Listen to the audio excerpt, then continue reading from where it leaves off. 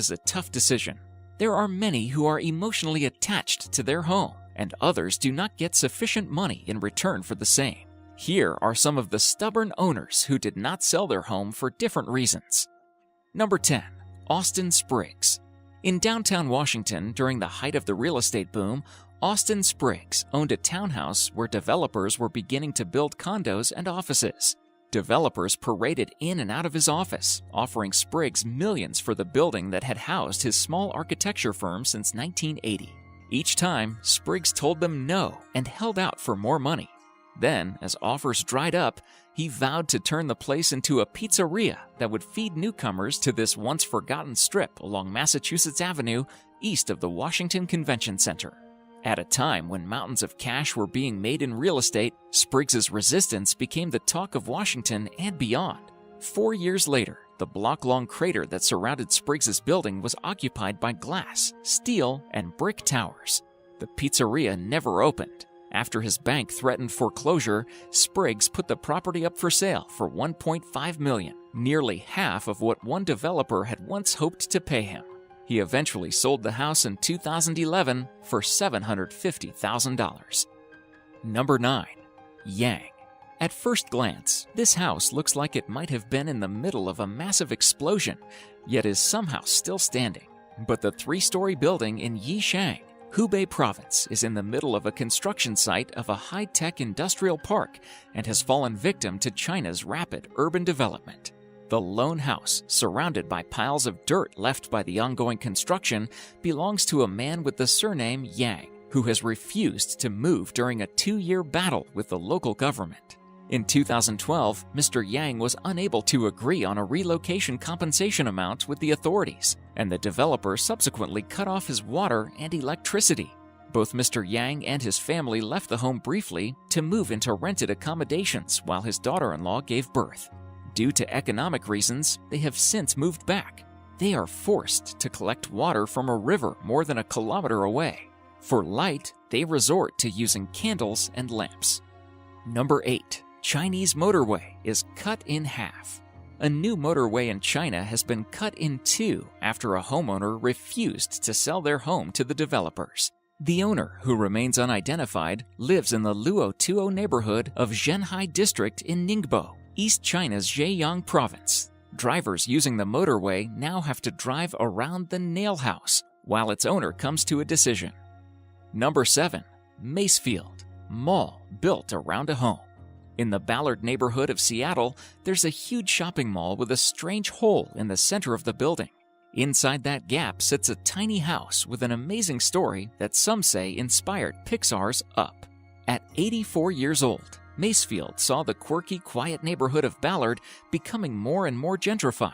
Old houses were being replaced with boutique shops and diners replaced with condos. When developers came knocking on her little 2-story home's door with plans to bulldoze it and the surroundings and build a shopping mall, she refused to sell, even after they offered her $1 million. The developers had no choice but to build around her, and as they did, she formed an unlikely friendship with the contractor's chief, Barry Martin. He found himself looking after Edith, picking up her medications, groceries, and even bonding with the stubborn woman. When Edith passed away at 87, she had willed her home to Barry. Number 6. Luo Baozhen. A lone apartment building stands in the middle of a newly built road after an elderly couple refused to locate.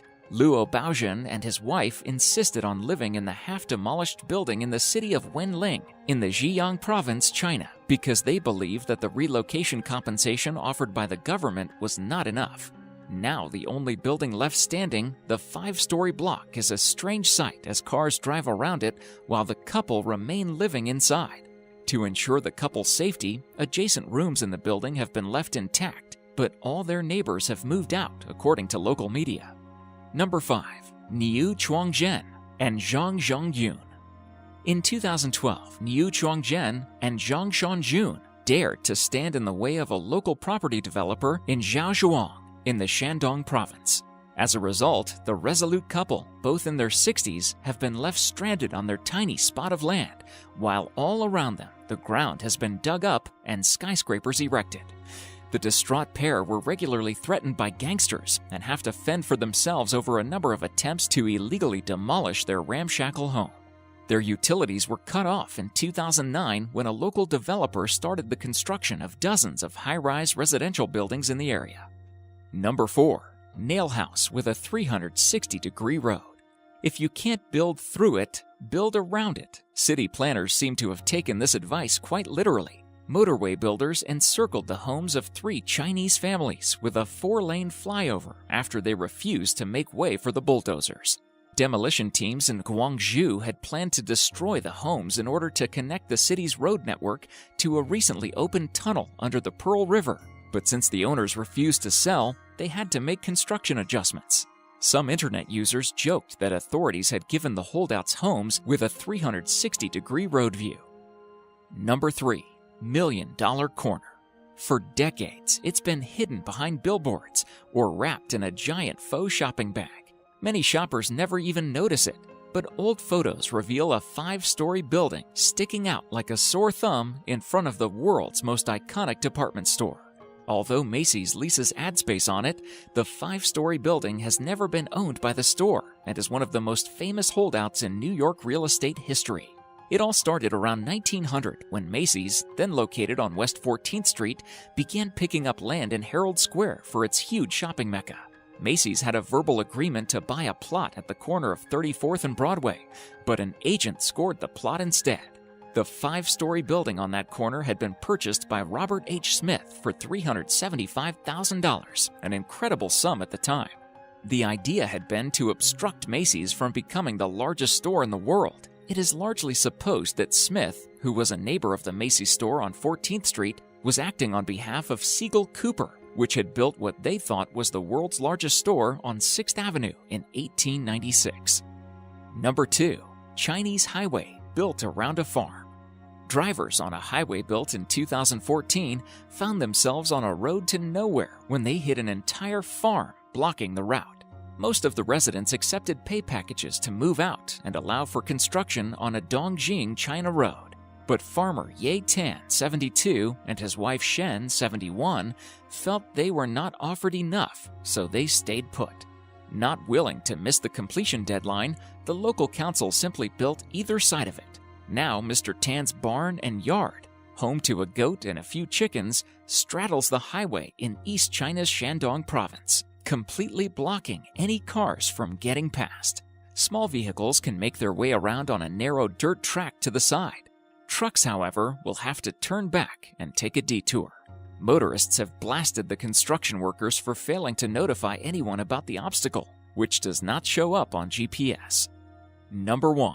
Farm in the middle of a Japanese airport. At Narita Airport in Japan, farmers refuse to part with their land, which happens to be situated in the middle of the airport. More astonishingly, they are in very close proximity to the runway and don't mind experiencing the tremor each time a flight takes off or lands. Since the airport's opening, around 90 planes a day fly over their district, often at an altitude as low as 40 meters, as they take off or approach for landing.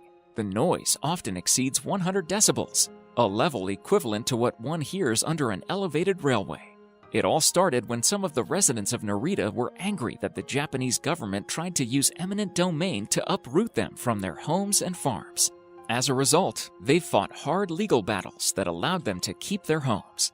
The government eventually took enough land to build Narita Airport, but with just one runway, not the 3 originally planned, despite the years of bitter resistance.